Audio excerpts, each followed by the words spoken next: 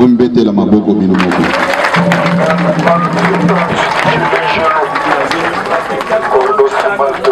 Na lobi boye ya liboso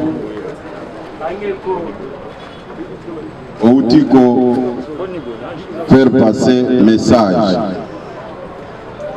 mais avant tout solola na kosenga bino observer une minute de silence en mémoire ya Dekonabiso Kajombo oyo outiko tika biso na président fédéral honoraire Blandar Timbombo wa upe kotika biso lobby. Observez une minute de silence en mémoire ya Bandeko wana.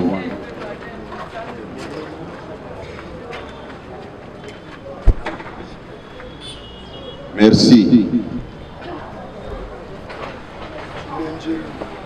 Nakanisi oyaki nakanda nyonso na tongwawa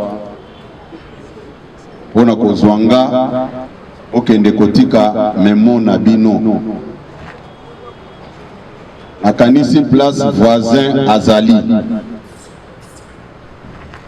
Il faut à réfléchir na bato oyo baza kokosa ye kolia ye bambongo pamba. Voisin, il faut à réfléchir.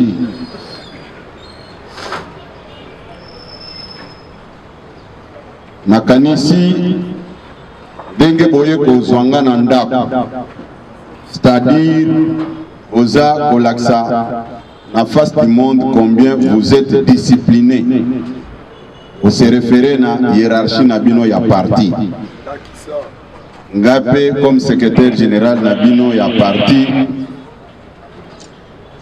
na kokaki ko décevoir bino te. Nandimaki ko bimana bino o toya awa na siège na expliquer bino o ngape naza komona mikolo mibale oyo. Et puis ceux qui botali bien baza toujours pour créer ba événement pour baye ba ke baza pour exister. Baza na capacité ya ko initier makambo te. Musala na bango kosomba ba parti mususu aye akuti ozakana batu na simana yo alobi mbongo yangoyo ndima kozala sima na ngai mutu wana pe azimbongo atie na poche akomi sima na ye. Bino nyonso boyebi mikolo euti koleka batindaki bana bitinda na bango balobelaka rien que sur l'IDPS et sur sa base. Ko diaboliser IDPS, ko diaboliser bakonzi ya IDPS, batiki ba combattant, baza kotala ba combattant te, ba combattant baza ko souffrir. Discours nyonso wana ezalaki développé avec un objectif bien précis. Toyokani malamu. Tango basali musala wana ti balobike sikoyo sima ya Félix Tshisekedi eloko ezate tokoki kokende ko attaquer ye totumba na permanence ya parti na ye. Zoka ezalaki calcul ya mabe ya pamba. Est-ce que bino boboyi mokonzi ya mboka? Boboyi mokonzi ya mboka? Otombo la maboko pour manifester.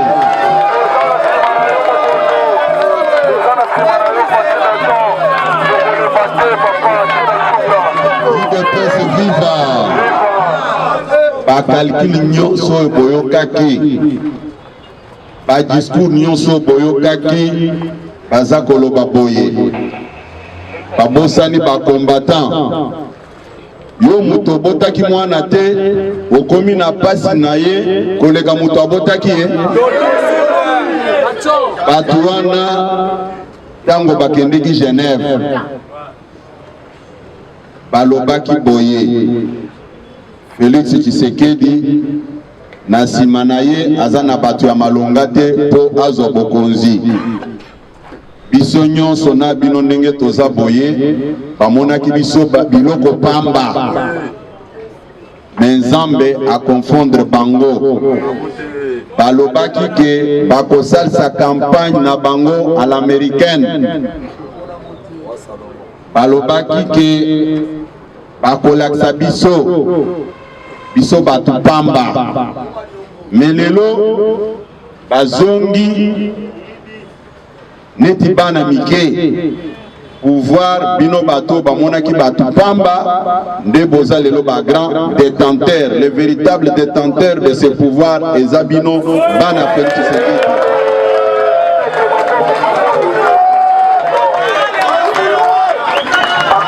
Nakoyebisa bino boye pona ba oyo baza ko continuer ko rêver,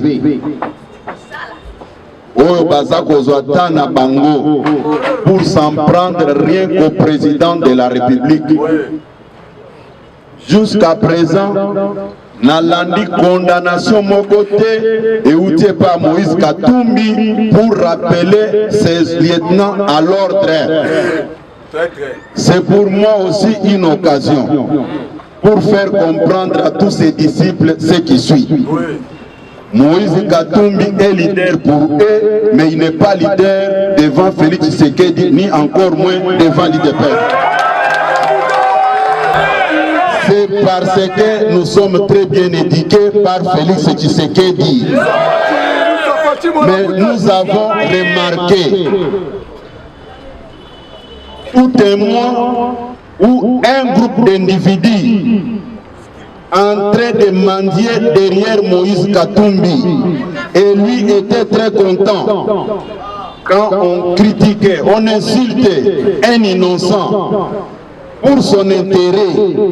Entre-temps, il fait de l'hypocrisie comme dit tant de Genève que Félix c'est mon frère. C'est faux et archi faux.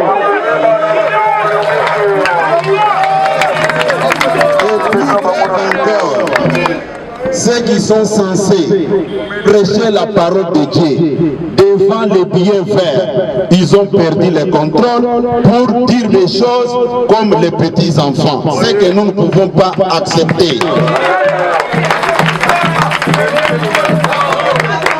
J'étais surpris dans mon bureau la semaine passée.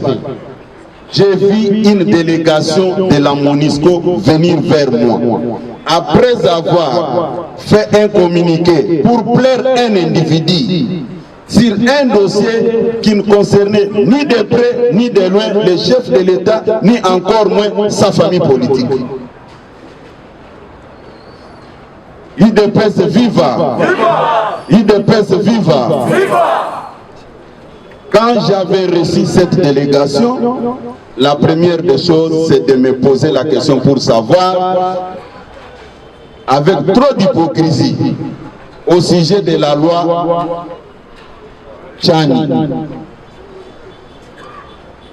Noël Tchani n'est pas membre de l'IDPS. Les choses doivent être dites clairement. Noël Tchani fut candidat président de la République. Jusqu'à la dernière minute, Noël Tchani n'avait pas désisté pour laisser la place à Félix Tshisekedi. Mais à une surprise générale, tous les médias étaient envahis par les gens qui se réclamaient des lieutenants de Moïse Katumbi. C'est grâce à Félix Tshisekedi que Moïse Katumbi est rentré au pays. Je dis bien, c'est grâce à Félix Tshisekedi que Moïse Katumbi est rentré au pays. Il y a un adage qui dit tel père, tel fils.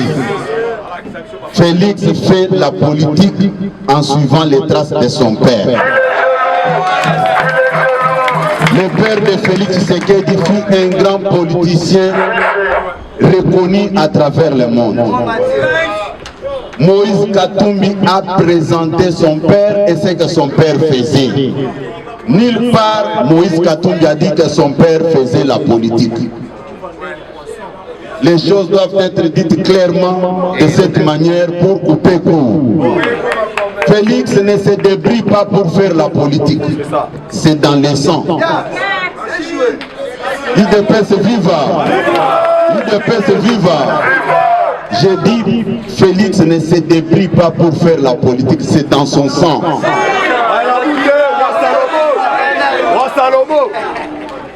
Nous avons gardé notre silence pendant un temps. La même Monisco n'a pas condamné un seul instant les proches de Katumbi. Ni encore moins M. Fridolin Ambongo, qui a oublié la mission principale de l'Église devant les billets verts. Il a perdu le contrôle. S'il veut faire la politique, il aille se faire enregistrer au ministère de l'Intérieur.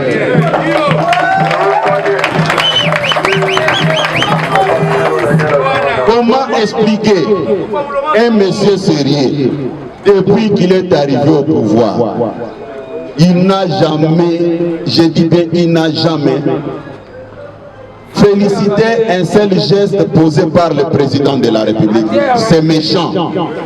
Un serviteur de Dieu. Je dis bien un serviteur de Dieu. S'il était serviteur de Dieu, il pouvait avoir un comportement digne de serviteur de Dieu.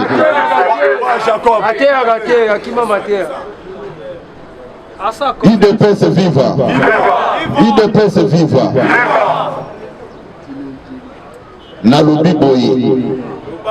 Félix Tshisekedi azosa la politique parce que azana trace ya papa na ye. Tshisekedi Etienne azalaki mutu ya politique, c'est-à-dire ezana makila na ye. Moïse Katumbi oya yebi malam que il appartient à l'histoire. Azako Luka comment se faire victimiser dans un dossier que l'UDPS n'est pas concerné ni de près ni de loin. Atindi bana bitinda na ye obalo baba buzoba mutu nyonso ayebi ke Katumbi azongaki na mboka oyo parce que Félix nde azongisi ye ayebi yango. Et puis naza ko regretter mingi na hypocrisie na yoki batu baza ko sala semblant ya kotuna soki UDPS ndaza derrière Noël Tchani biso UDPS tobanga ka eloko moko te. Soki nalobi boye soki ezalaka ke toza ko soutenir Tchani ndenge na telemi awa nalinga pe koloba yango nalinga ko banga eloko moko te. Cardinal Ambongo ayebi position na ye. Tango biso to gagner ma ponomi na motema na ye mabe ayebi ba déclaration nyonso asalaki. Otika makelele naza koloba boye. Biso toza Joseph Kabila te. Puisque Kabila azalaki na base te abandaki kosomba batu ndenge Katumbi aza kosala. La preuve en est que Katumbi parti politique na ye eza ya maboke asomba kakukutana na acteur politique boye ayokani na ye alobi okotekelanga na combien. Mais Félix Tshisekedi aza na base oyo ayebi talo na yango te. Base oyo emela ye na makila.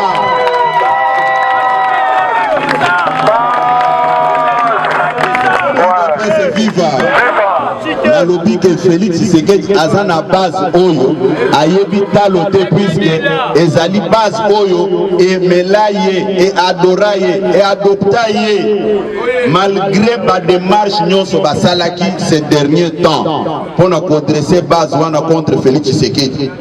Mais bayeba ke base ya Félix Tshisekedi eza Congo mobimba. Ça ne sert à rien. Naza koloba yango que ça ne sert à rien. Naza koyebisa Moïse Katumbi aye na politique sima ya Félix Tshisekedi. Azana ta belé ya ko apprendre. Moïse Katumbi aye na politique sima na ngai. Il a beaucoup de choses à apprendre. Batika kolia ye mbongo pamba. Atika komisa la victime pamba. Et tous les médias qui ont fait la campagne comme quoi Félix Tshisekedi a peur de Moïse Katumbi, ils doivent réfléchir. C'est faux et archi faux. Naza koloba boye. Hypocrisie na vie eza eloko malamu te. Situation au baza koluka ko créer, ils seront incapables de maîtriser cette situation-là. Va créer tout moi groupuscule ya batu. Mais batouana baza ko agir en fonction ya ba moi billet vert. Mais biso toagisaka na volonté, vocation na biso moko. Tokani malam. Tokani malam. Mutu abangisa bino te. Yango lokola secrétaire général na bino na kosenga bino bo garder memo wana bo kende kotika ngote eza kopesa bango valeur. Baza batu oyo tango Joseph Kabila bengana ki bango bayaki mbangu mbangu pona sekole pana biso à travers le rassemblement. Toyokani malamu. Toyokani malamu. Bopanga eloko mokote. Nayokaki bamususu. Les petits mendiants qui courent derrière lui moyennant $2000. Namona ki petit moko abandaki koyawa. Oh aza journaliste. Lokola yeba ki biso bien te.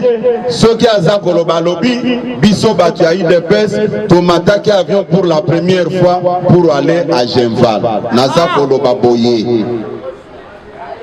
Petit monsieur kende ko vérifier na ba compagnie d'aviation Sibe Zaïre, Air Zaïre okokuta ba kombo na biso ezawana. Ça ne sert à rien. Natangi ba compagnie oyo congolais nyonso ayebi. Si je peux aller plus loin, kende ko vérifier Filaire, Access, Airways okokuta ba kombo na biso ezaliwana. Tokani malamu. Kende commandier bapesa yo $1000, $2000 pour kende kosala. Mais nous avons levé l'option. Comme vous avez choisi les médias, biso nyonso tokolarke bato. Total Katumbi na Félix Tshisekedi nani ako déclarer cesser les faits.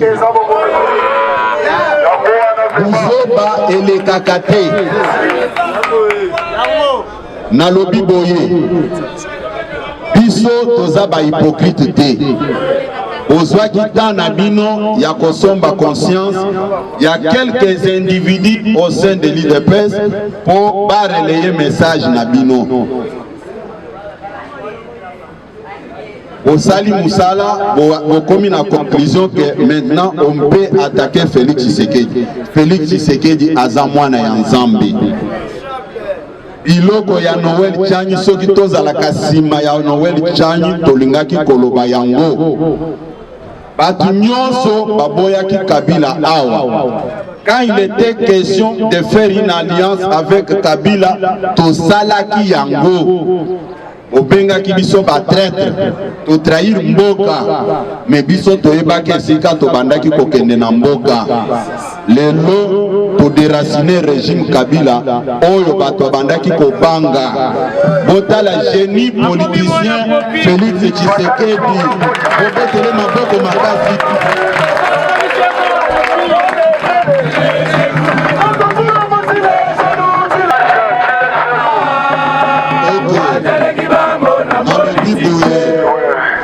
c'est un génie. Nalobi, personne ne peut me contredire là-dessus. C'est un génie de la politique nationale et internationale. Biso tobomba na kate, makambo na biso tolobaka ngo polele. Nayokaki boye. Est-ce que lelo ndenge tozali awa totalaka ba documentaire yoko kende koluka bitumba oluki hippopotame bitumba na ebele okobima. Mais comment expliquer ba nouveau venu oyo baye na monde politique nanu ba totaliser ata 10 ans te nalobi bazata na 10 ans te mais bakomi kosala biloko na lolendo nyonso croyant que biso toza ko exister te leki tosa mukolo naza koyebisa bino boye mpona bango bamoni Moïse Katumbi leader ngai naza koyebisa bino boye nayebi ke bakoloba ke non c'est faux il est ceci non naza ko préciser yango Katumbi ndenge azali wana atikala kosala ba initiative te ya ko créer parti politique comme leader politique. Katumbi asomba atala te toyokani asomba atala te na moni na batu oyo basima ba fonction minene na kati ya Congo lelo bakomi ba porteur de mallettes. Il nous compte pour la République. Yo ozalaki ministre, ozalaki président, il y a toute une institution na kati ya mboka oyo. Bokei bozali misatu, ozako kitana pepo. Bazui ba bagage nyonso ba pesi yo. Et puis balobi kanga ye photo pour jour mususu atia mon côté. On me mi pe, mais c'est une honte. Mais olingi kolobela makambo ya politique nde yango naza koloba boye Félix Tshisekedi akobanga eloko moko te même ba oyo baza kokosa ye oyo baza koloba puisque bras de fer esalemeki awa après Genève eza boye te après Genève boyebi position oyo Cardinal Ambongo azalaki nango vis-à-vis ya mokonzi ya mboka na vis-à-vis ya Kash eza boye te bango nyonso basalaki liboke moyena mbongo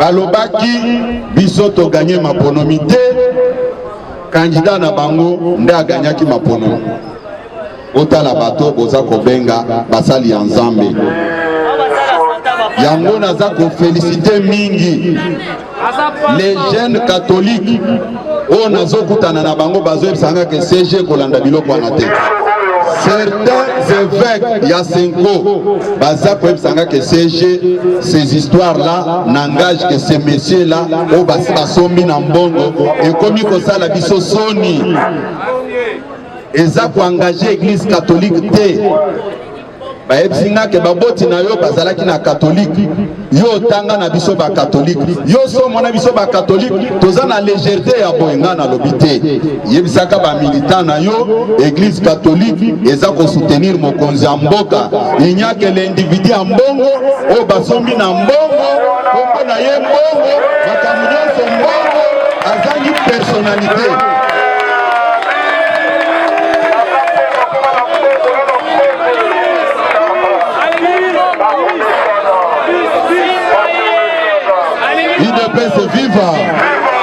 IDPS viva eloko esepeli singa ezali nini banda na lobby que l'heure est à la mobilisation générale pour protéger notre régime et notre leader Fachi Beton naza kopema te base ya parti batomboki nga moko na komi tuna pona nini na lansaki mot d'ordre oyo lelo na lalaki nayo kabwe makelele libanda o fort du progrès bayewan na le menga zaki na bango rendez-vous te o non baye na le bon lokola biso toto saka base ya parti na bimanayo kama kambwezani na monika ka fort du progrès ba tokinga ba lobi mokonzi yo liboso biso sima to sala nanu démonstration et puis tokende kotika mémoire nga na lobi mémoire ngo ezali wapi balakisinga mémoire yango totamboli balobi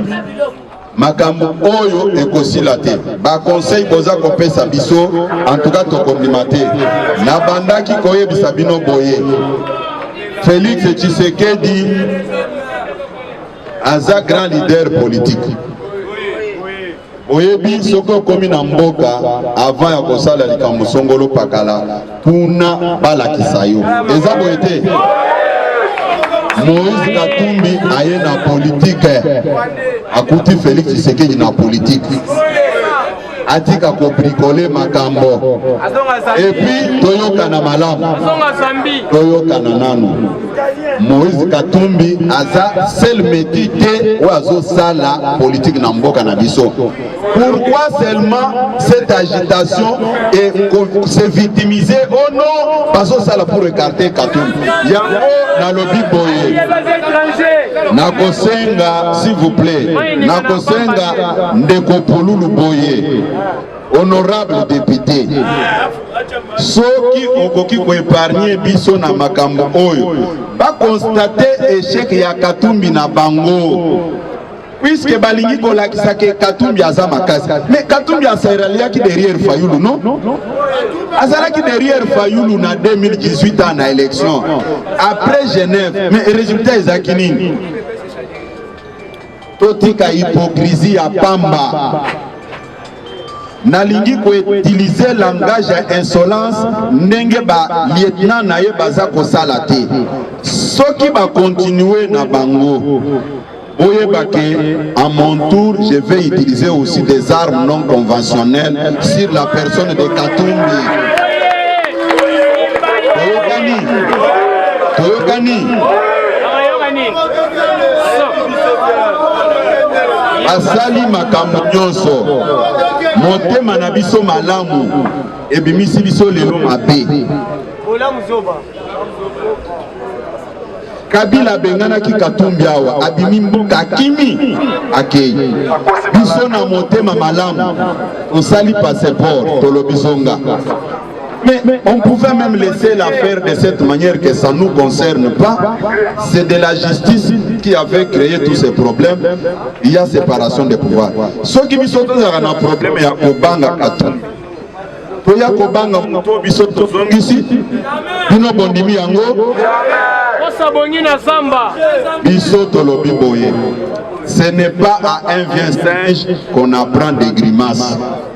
Nous avons commencé la politique avant Katumbi.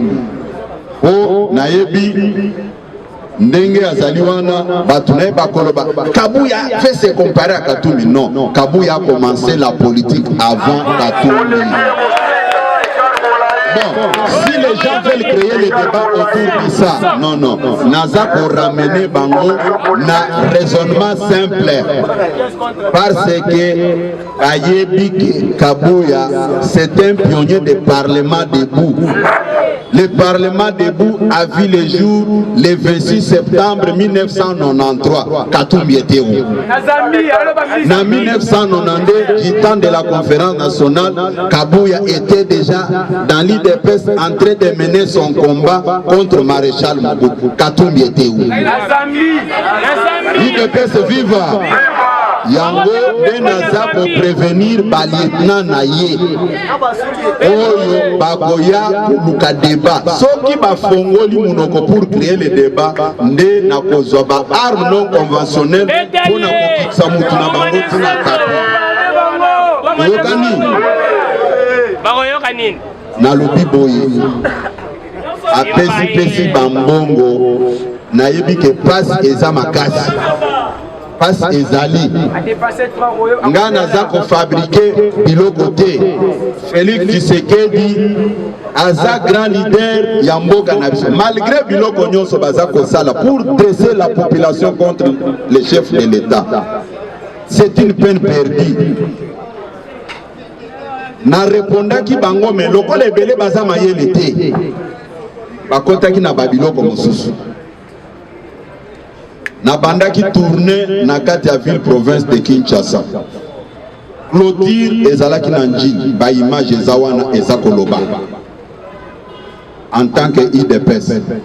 Après ville de Kinshasa na kendeki na Congo central mukolo suka na sukisaki na Matadi bisika nyonso na lekaki ba image ezakoloba na kena Grand Bandundu na Tamboli Kenge Kikwit Bulungu Manimba Idjofa na Keko Sukisa na Bandundu ville. Les images sont là.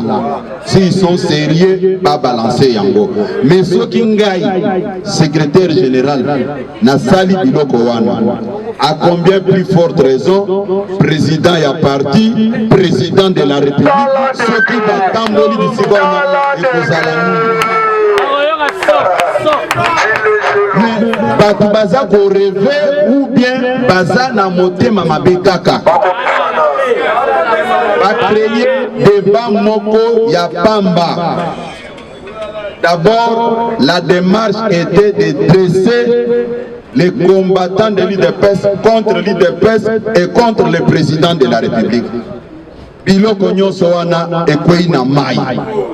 Lokola bazala qui bien préparé de balobi que nous allons maintenant attaquer l'IDPS et Félix Tshisekedi Tobengana Bango. Mais c'est un rêve. Mukolowana, nous ne savons même pas ce qui va arriver. Parce que le chef de l'État a une base. Azana base moko solide awana mboka na biso. Que les gens arrêtent de rêver. Batou Bati Kako rêver. Noé Chani a réfléchi comme docteur. Tant que bandaki kosala soki na ba banque mondiale soki wapi. Il dépêche ne pesa qui maye le poids que totanga. Admettons même que Azalaki mutu ya IDPS. Nana évité que Évariste Bochab Azalaki mutu ya IDPS. Est-ce que les lois travaillent pour le compte de l'IDPS? Nana évité que Emmanuel Chadar Azalaki Moutouaï d'EPS. Est-ce que les lois travaillent pour le compte de l'IDPS? C'est du n'importe quoi. Procéder na Babiloko Wanate. Togani. Et puis Nazako martelé. Tango Bazako Lobake Katumbi a de bons projets pour la République démocratique du Congo. Ngai moko toyoka na malam. Moi j'étais au Katanga. Nazalaki na Katanga na Lubumbashi o na monaki. Botika ba propagande ya ba presse wana. Écoutez, tango bozako boma une grande entreprise, une grande société neti SNCC pour remplacer la locomotive na ba camion remorque. Est-ce que Moutouana za motema malamu? Puisque SNCC tango ezako travailler, ezako diminuer chômage, nazolo babiloko ba exingate ngamoko na mona yango. Nazalaki na Lubumbashi, on a monaki. Et ça vraiment soni na on yo kaka baza koloba.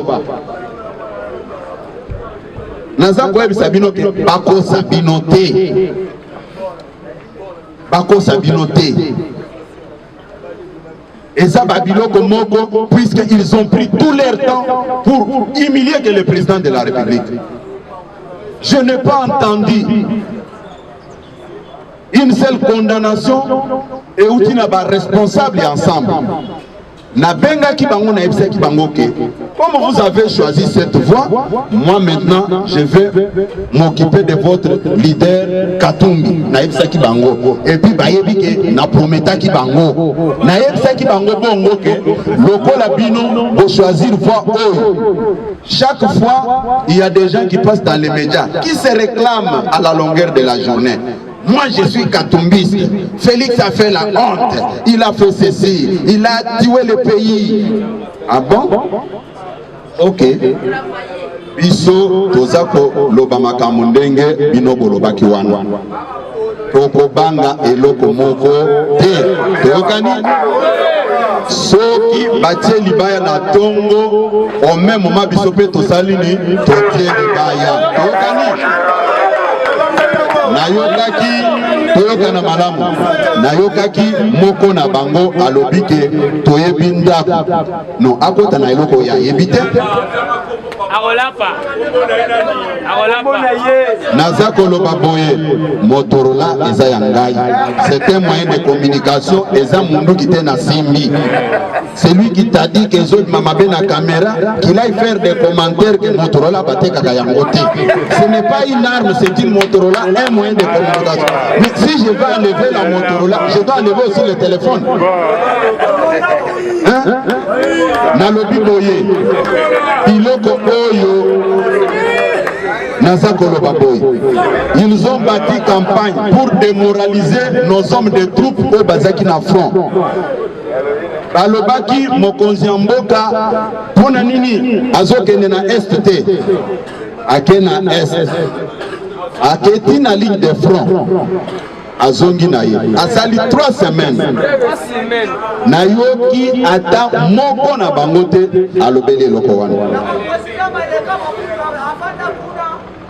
Naza koyebisa bino ke babangisa bino eloko moko te. Nalobaki que nous tous nous gérons. Mutoko sabino te que Tshisekedi moko nda aza ko gérer. Eza lukuta. Toyokani? Ango nyonso baza na ba ministère. Soki bazalaka na posa ya ko gérer te, bazalaka na souci ya population, balingaki koloba boy. Biso toza constitué, toza komisala neti cabinet d'études na yo. Ba ministère etali biso te. Toko bando ya kotikeloka ba proposition ya mayele na biso tovandi mopanzi. Est-ce que basalaki yango? Basalaki yango? Boyokaki ba déclaration aw. Biso te ko sengelo côté. Mais lelo bazana ba ministère te. Bazana ba ministère te. Ba ministère wana exagéré par bangote. Ba ko répondre pe na ba ministère ya bangote. Yokani? Yokani malam. Moutou ako sabinote. Comme je l'ai toujours dit, le pays est géré par des composantes. Il y a la composante IDPS, Tozako s'assumer. Il y a la composante MLC, il y a la composante AFDC, il y a la composante INC. Il y a aussi une partie du FCC qui gère la République. Nous sommes tous des congestionnaires.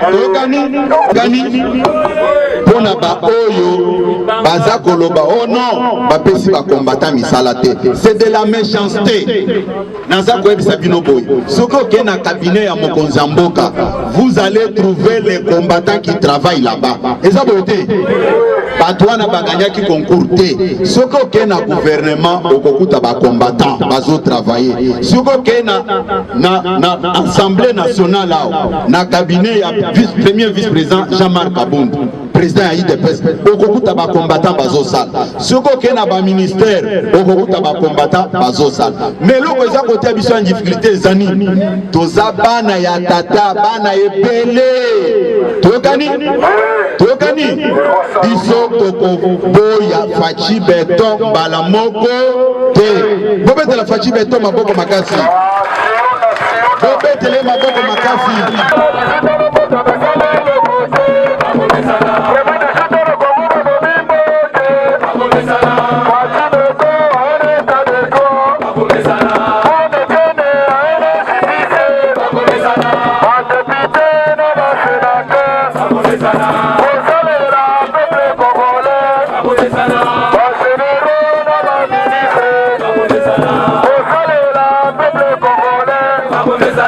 La police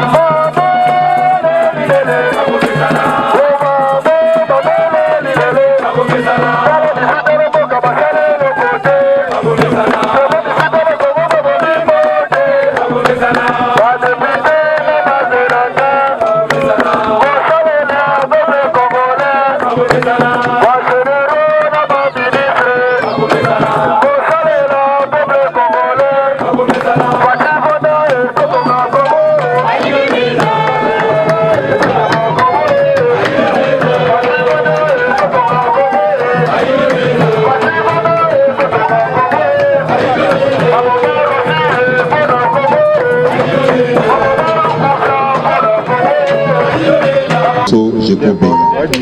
Mais Nalingi Boyeb Sabino Boye. Nalingi Boyeb Sabino Boye. Makambo nyonso boza koyoka eza kokubama. Na mutu ya mokonzi ya mboka ni encore moins na mutu ya IDPS autour ya loi ya Noël Tchani.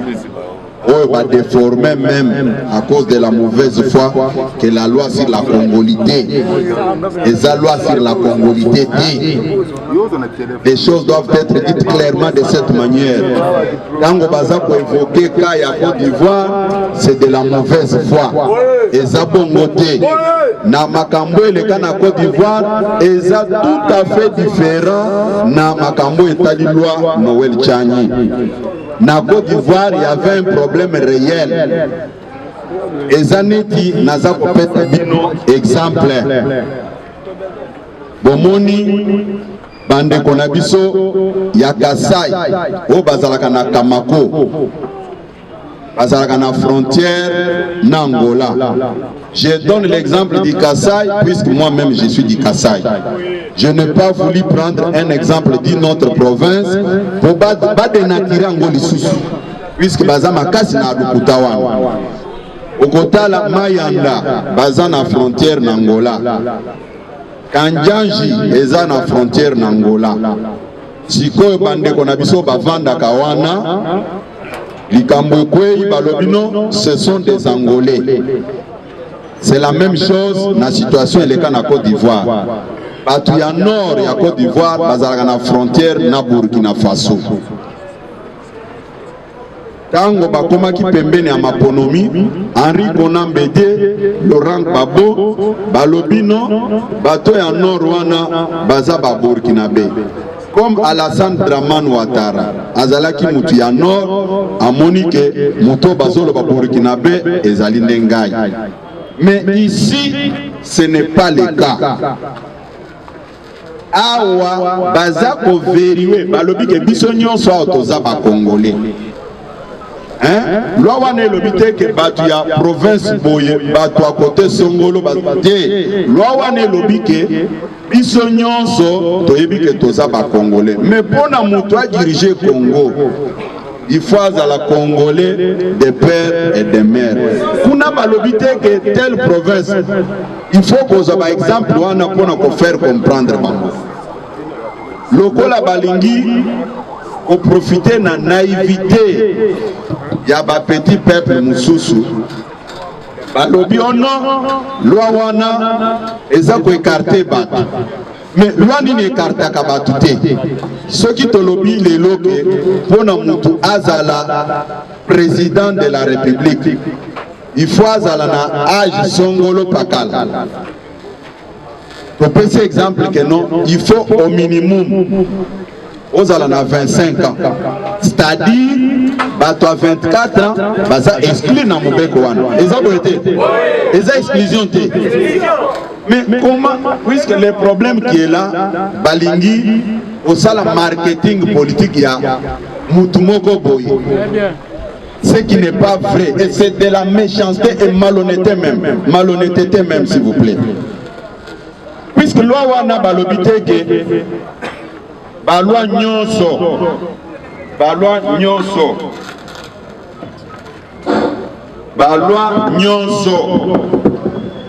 et c'est la kaka na germe ya exclusion.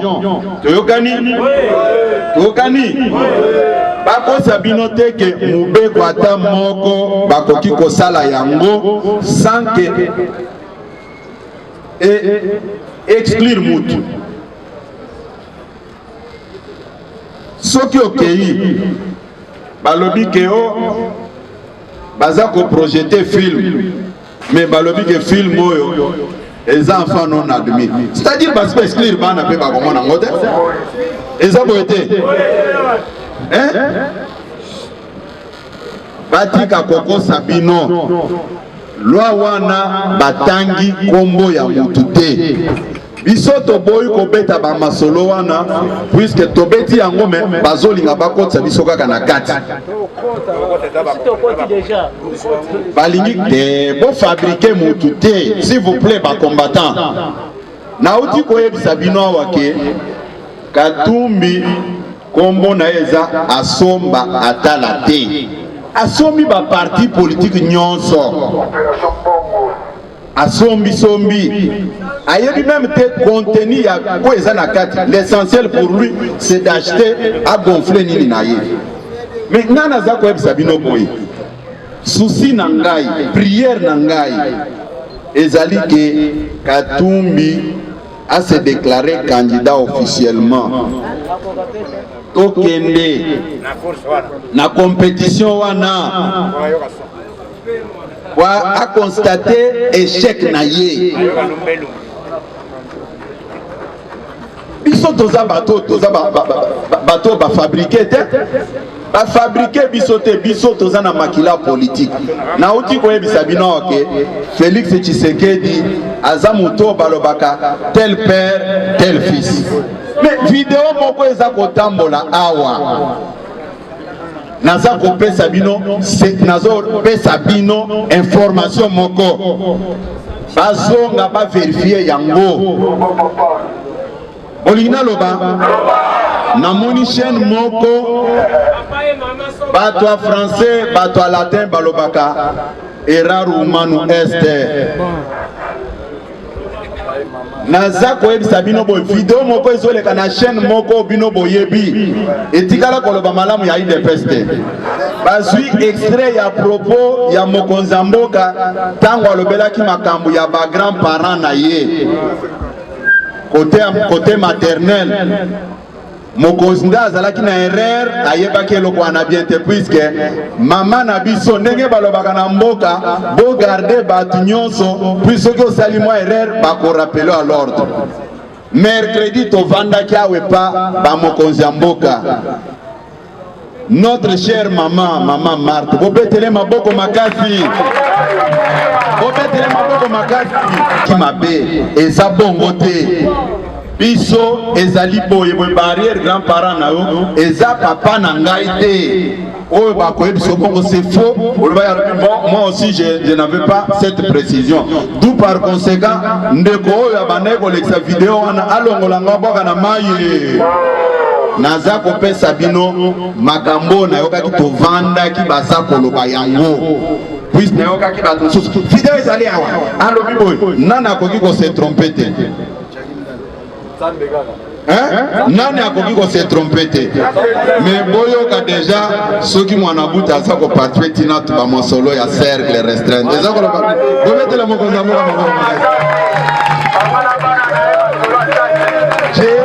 je ne fais rien au hasard nzambe alingaki ke nazala pe wana nayoka lisolo mama corrige eloko wana yo na chaîne no à télévision na kamwa extrait au zokoloba Félix est en train de confirmer non ezaki erreur et salamaki puisqu'on a corrigé ça jamais oyoka eloko ngo eloba mibongo puisque mutu oyo défaut oyo na lobela kabino o ezaki pas mokonzi ya mboka c'est de dire rien que la vérité akosaka na yete bao bayebi banda toza na UDPS soki likambo eza quand il vous dit ça soko vérifie ngo kutaka ndenge efino wana ndenge ezali bobetela mokonzi ya mboka maboko makasi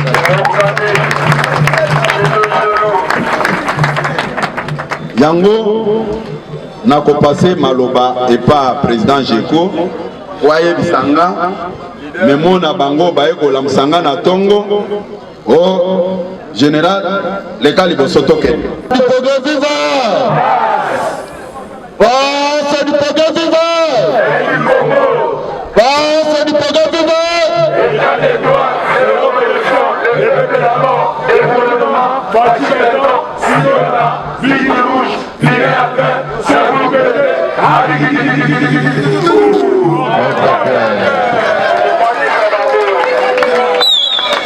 Merci beaucoup au secrétaire général. Ndenge toyaki kolamusa yo tokati yo na pombi.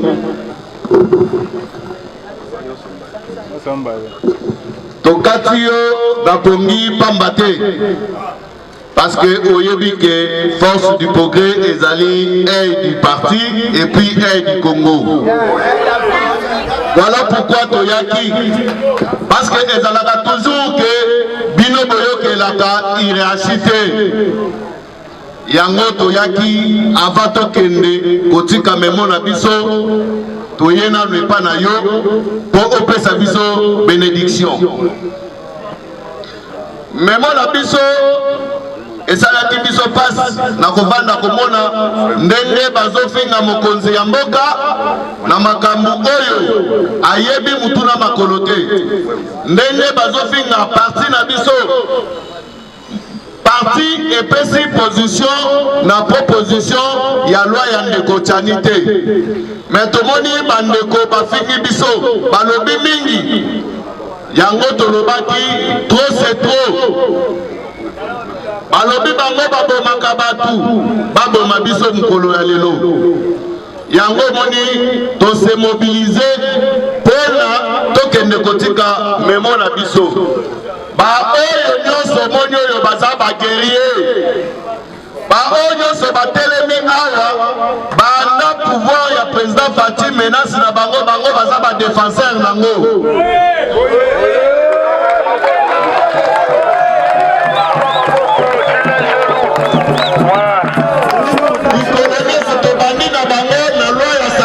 bazalaki présent bazalaki na bango na Rosar Malonda bazalaki présent baza toujours présent ya lelo toyaki kotika memo po tokende kotika parce que tolembi biso tolobi te bango balobi o biso tolobi tovandi na biso nie balobi tolobi c'est comme ça tolobaki bon au lieu bakizaka biso à tort ou à raison voilà pourquoi biso tozokende kotika memo oyo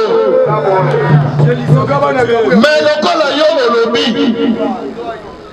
yango na kombo ya bamartire oyo nyonso bakufela mpona parti oyo mpona mboka oyo ekende liboso tondimi kopesa yo memo oyo tokokende lisusu te kotika memo oyo me toyebisi yo sese benda bango matoyi benda bango matoyi po tokoyoka lisusu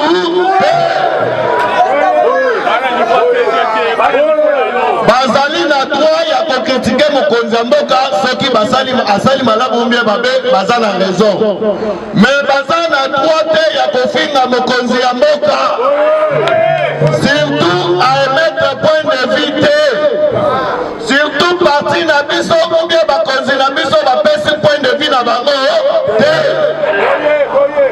benda bango matoyi yebisa bango po biso tokufa kala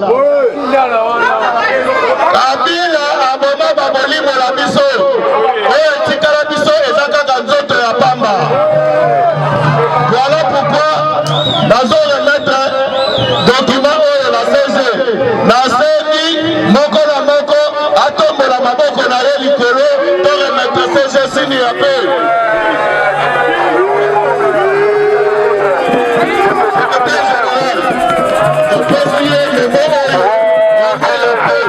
tolingi kimia tolingi boboto totonga mboka na biso na kimia. Merci beaucoup.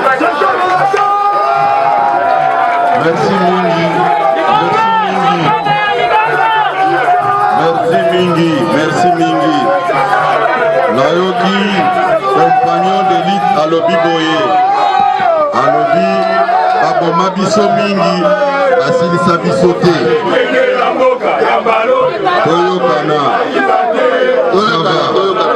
toyokana nalobi boye message na bino eza clair bolobi baboma biso mingi basilisa biso te puisque na bilan ya Moïse Katumbi akolobake babotolaki bandako na kolobate kakufisa bato mpona bitumba oyo C'est ça la différence entre Félix Tshisekedi et Moïse Katumbi. Moïse Katumbi a kolobake abungisi ba bien matériel naye, mais Félix Tshisekedi a koloba na bungisi ba combattant nangai. Ça c'est le sacrifice suprême. D'où par conséquent, nos amis qui pensent aider Moïse Katumbi doivent réfléchir autrement. Nous sommes de bonne foi. Souvent, batu sous-estime kabiso. Bakosa kabango. Batala mutunyo so apusa na kapembeni na biso. Mingi badimaka toujours ba perdant pona nini. Puisque biso tozalaka sincère, totikala kosala réunion moko nocturne te pour réfléchir à mal contre bato tozana bango. Même ebele bazwakata na bango ya ko réfléchir à mal contre biso. Et logoyo ya Noël Chanya. C'est un docteur, un intellectuel parmi tant d'autres intellectuels ya mboka na biso. Bakoki ko empêcher à réfléchir. C'est la même chose avec l'honorable député Singi Poulou, qui n'est même pas membre de l'IDPS, un membre du FCC, PPRD. Mais nyonso wana babosani yango batindi eke akomi mutu ya IDPS. Naza koloba yango au nom de tous nos martyrs. Biso tokosenga mbongo te pona ko défendre pouvoir na biso. Mais bato ebele baza kotia makelele soki ofouye na ba poche okokuta ba billet vert. Et je demande à notre frère qui pense faire la politique de laisser les hommes de Dieu en paix. Akoki ko humilier bango ndenga za ko humilier bango. Ça n'honore même pas la République. Ça n'honore pas. Peuple ya Congo ayebi mboka oyo ba détruire yango pendant 50 ans. Tokuti yango dans un trou. Tobimisi yango. Lelo boza koluka to trouver solution sur un dossier oyo ezako totaliser 50 ans. C'est de la méchanceté. Nous ne pouvons pas permettre ça. Totikala komona te. Moutou a gagné ma pono. Mais andimi ko modifier loi électorale au ememi na pouvoir. Félix Tshisekedi l'a fait. Loi électorale au ezalaki en place. Au elingaki ko favoriser ye ndenge bandai ko favoriser Kabila. Alobi non, ko modifier yango. Pour batutu ba se sentir à l'aise. Malgré nyonso wana bamoni e mabe. Félix Tshisekedi a pesi opportunité na Congolais nyonso pona mwana na atanga avec la gratuité de l'enseignement. Ambongo n'a jamais vu ça. La école fictive où ezalaki ko saboter gratuité de l'enseignement. Batikala komona yango te. Babandi koluka batu bayibi misolo ya mboka bazongisa. Ambongo prend position pour défendre tous les voleurs, tous les criminels économiques. C'est inacceptable. Batu bapie mboka basali nyonso ya mabe. Comme c'est le régime de Tshisekedi, il faut critiquer, il faut kotinda batu ba militants ya ba parti politique sous prétexte que baza ba journaliste. Bisoto kotika yangote, puisque mokili mobabasi bayebi que ce sont des militants ya ba parti politique X ou Y, ils font plus partir de la presse.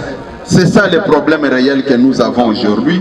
Batika Koko Sabinogo, tel journaliste. De quel journaliste dont on parle? Ce sont des militants de partis politiques au même titre que Bino Aou. Yo propose wa caméra na yo, au tiers liboso, au bandit kosala ba vidéo, ça passe dans l'opinion. Être connu de tout le monde. Naza pour lancer défi, Nande Konabiso Oyo, Amiyebi, va organiser débat sur Liwa Bato Batumbaki Aou. Toyokani, boyokaki ba organiser débat na ba média à cause de la haine et de la méchanceté. Balobaki ke soki kabuya tie makolo na bandundu bakobamba ye mabanga biso tozalaka batia mutu bakata. J'avais osé etant on a commis na bandundu coup de chapeau na bandeko na biso ya bandundu bampangi. J'ai été accueilli comme Jésus à Nazareth. Tango bamoni ba image wana kanda nyonso emati bakayen balobi nini ngai napekisaki bana bakende kotanga po bayamba ngai. Pour toute la première fois dans notre histoire, école nini etangaka samedi ya lelo na 16h, puisque manifestation ezaki na 16h. Lokola ezaki eloko monté de toutes pièces pour na motema mabe babosanaki ke nasalaki manifestation na 16h. Et puis un samedi tango baye kotala balobi o tokangaki me abimeli awa abimeli na samedi na 16h. IDPS viva babundisaka bana nzambe te, babundisaka bana nzambe te. Félix Tshisekedi aza ya nzambe. Félix Tshisekedi pouvoir na ye euti na nzambe. Même ye moko place azali aza ko intérioriser makamwana bien te, puisque ye asatikaki na nzambe alobi ezali kaka yo mutokomisa congolais na boumbu. Bobete la Félix Tshisekedi maboko makasi. Batou basala attention pour réaction na biso ekozala mabe, ekozala ya chantage te, mais toko agir. Tokani bomi bete la maboko makasi bana Félix Tshisekedi. Nakosenga bino sikoyo lokola voisin amekaki bozala toujours na position d'alerte pour la mobilisation générale. Yokani bozonga na bandako na bino nzambe azala na bino.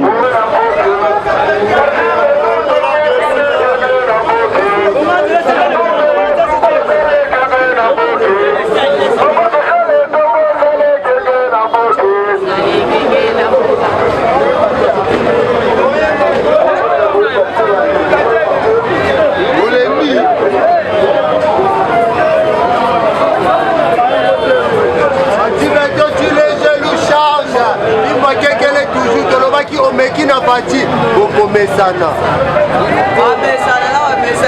soko meki yo okoyeba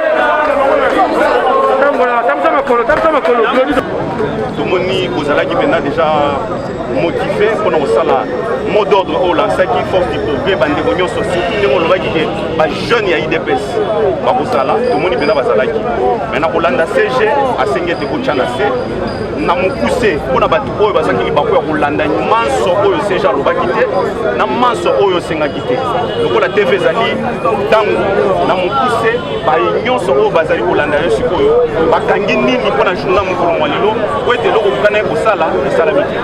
Bon, merci beaucoup. Ndenge kaka tolobi ndenge CG en général oyo bango bakoki koyeba ezali ke IDPS azobanga Moïse Katumbi te. Voilà pourquoi tolobi boye moyen tokota na polémique wana eza te tosengi basi soir eloko wana tokende na élection tobeta Moïse à comprendre que aza eloko te na miso parce que bango bazokanisa ke biso tozodiembela na sima ya loi wana ndenge tolobaki soki to se mobiliser ezali par rapport ya kanda o toza nango bazokotisa biso na makambo biso toyebi te makambu oyo mokonza mboka ayebi te makambu oyo mokonza mboka alobi te et puis parti atiki kopesa position na yete parti alobi ata eloko moko te sur proposition ya loi ya ndeko Tiani alors bandeko wana bakoti biso na polémique nde biso ba jeune nde biso bilenge oyo ya solo oyo tobundisa Janine Mabunda oyo tobundisa loi ya Sakata Minaku oyo tobundisa ndeko Rosar Malonda nde totelemaki tolobi boye tokei sikoyo lokola bango balobi ke soki ba soutenir loi wana lokola IDPS ko soutenir loi wana likolo ekokita nde omoni totelemi tolobi non likolo ekita tomona nanu bango pe bamona biso nde omoni tobimaki nde na sagesse ya secrétaire général na biso bwania na ye nde alobi te tozopesa bango nde makasi pour rien alors que baza makasi te batika bango tokende na bango élection balingi komisala on dirait baza populaire on dirait bazali makasi totika bango bazala bakende élection totala nde tolobi ok ezali sagesse ya mukolo nde omoni tolandi yango topesi ye memo na biso topesi memo wana non pas akata yango me abombi yango soki kaka bandeko wana bameki biso lisusu tokozwa memo na biso toke kokoti mpona kolakisa ke tozobanga bango te mais tolingi kimia voilà pourquoi topesi message fort ezali ke bakende élection Moïse azala candidat et bongo totala supposons que loi wana ba député basali musana bango eleki ngana za député te wana il faut tout na ba député mutu bakosala soki loi wana eleki ça veut dire que ndeko azaki na raison soki pe eleki te elobi te gaza na raison te problème tolobaki boy ndeko Moïse aza na droit lokola ya lobi loi wana basaleli ye asa la contre-proposition ya loi wana ba débattre en assemblée nationale ça veut dire que mutu a réfléchir boy yo oliota makelele pamba il faut la qui s'appelle que ozali mutu ya mayele yo pesa la contre-proposition yaka nango po débattre en assemblée nationale président toki ensemble balobi que na au cas où opposition wana eleki ba kokite union sacrée Union sacrée banda to créer na conférence nationale souveraine batu bakendaka kaka yo so yoka IDPS ekufa IDPS ezo continuer banda babandi ko bimango na conférence nationale souveraine eza lelo te soki bakei ndenge bayelaki ndenge bakokende biso IDPS tokotikala kaka IDPS maloba mukuse mwana mbuka kadi mbakufi batu bakoloba na ba réseaux sociaux ete soka kufi ezaka te na tina likambo oyo atelemelaki na likambo pe ya loi ya congolité te eza loi Tiani pour la congolité na loi Tiani eza biloko mbalekese arikadraki na likambo wana lelo awe en tant qu'africain yo koloba nini na liwa na ye non pe ya sona momo na lokoli chapeau na ngai nagumbi mutu mpona komba na ye mais tolobi yango komba na ye ekokende pamba te komba na ye et puis tokokende nango ntina suka po to remporter victoire oyebi eloko oyo mutu akufeli eloko wana ekendaka esu pamba te parce que mutu akufi mais regret ezali boye ndeko Moïse Katumbi azokanela batu nanu akomi président de la République de azana nous simple citoyen abandi koboma batu parce que baza d'accord na yete mais boni lobi soki akomi président de la République est-ce que akondima batu baloba ata munoko ata bafongola bakritike ye soki mutu alobi ke ozali congolais te soki oza vrai congolais est-ce que faut boma ye okoboma ye te bango mutu babomi Kadiombo bango balobaki ne bandeli baza kaka bakoboma ndeko Daniel Safa alobaki soki biloko wana tokoboma Jacques Ndala alobi tokoboma musala na bango yango wana me nga nazomituna soki bazali vraiment besoin que Congo ekende liboso, soki bazali vraiment que basalela ba Congolais batika liberté d'expression baboma batu te, mais soki bakoboma batu po bacritiquer Moïse Katumbi, mais soki azwi mboka tokosuka wapi? Tosi tobimisi mboka oyo na libulu ya Joseph Kabila, est-ce que tozonga lisusu na libulu ya Moïse Katumbi? Voilà réponse wana tokutuna ba Congolais soki bakondima touti na libulu ya Joseph Kabila ou bien tozonga lisusu na libulu ya Moïse Katumbi. Eshima, votre magazine qui bat au rythme de l'actualité. Retrouvez la nouvelle édition. Exclusivité, Barnabé Mwakadi, les recordmen des chiffres. Jamais la forte mobilisation des recettes et les performances de la Direction générale des impôts n'ont défrayé la chronique comme c'est le cas maintenant. Des exploits jamais réalisés sont atteints depuis la nomination du nouveau directeur général Barnabé Mwakadi Mwamba. Classé meilleur élève par l'inspection générale des finances en mobilisant 1100 milliards de francs congolais pour le mois d'avril, le directeur général Barnabé Mwakadi a sorti les grands jeux en mettant en pratique ses 27 ans de carrière au sein de la DGI. Il connaît les secrets des chiffres. En un an, plusieurs avancées sont réalisées. La traçabilité de recettes grâce à la numérisation et la digitalisation de la procédure des déclarations et paiements d'impôts, l'amélioration, les renforcements de capacités humaines et institutionnelles, la lutte contre la fraude fiscale. Le directeur général de la DGI, Barnabé Mwakadi Mwamba, veut répondre au mieux à la vision du chef de l'État Félix Tshisekedi grâce à une gestion orthodoxe. Focus, José Mpanda, blanc comme neige. Interpellé par l'Assemblée nationale, le ministre de la Recherche scientifique et innovation technologique a réussi à démontrer le réel problème de l'observatoire volcanique de Goma, mais également la nécessité pour l'exécutif et l'autorité budgétaire d'accorder à la recherche scientifique la place qu'elle mérite sur le plan budgétaire. Parité de Joseph Kasavubu à Félix Tshisekedi, les premières dames et les rôles prépondérants. Nation, Bukanga Lonzo, quelle suite après les refus de la levée d'immunité du Sénat? Enquête, l'Office congolais des contrôles se perd dans sa mission. Et Shima revient sur l'histoire des leaders africains assassinés, les forces et faiblesses de la RDC dans ses relations internationales. Culture, rituels et coutumes des Bashi. Retrouvez l'intégralité du magazine Eshima dans les kiosques. Eshima Magazine, un nouveau standard d'information.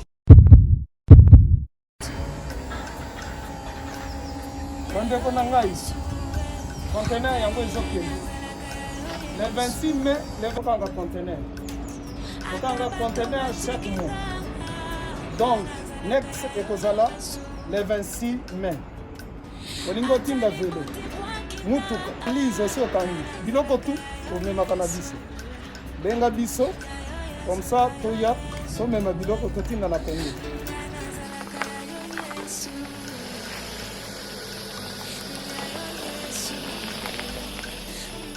Bandeko kari yango oyo touti kozongo ezokende Kinshasa. Ozana mutuka pesa biso ezoke. Merci. Le 26 mai, mosusu ekwende. Ya 2021 otosana ngo. Donc tosala ka chaque mois. Oza besoin na carton benga biso. Biso munene yango. Moyenne yango. Bon moyenne. Yango. Na carton na biso ya muke. Nous avons 3 dimensions. Onyo solingo tinda benga biso tozozwa ba vélo, tozozwa ba valise, mituka tozozwa. Donc eloko tout tozomema na Kinshasa. Merci beaucoup. Mutuka, vélo, salon, biloko andako, biloko tout tozomema. Donc vous hésitez que vous benga biso tozala na pona ko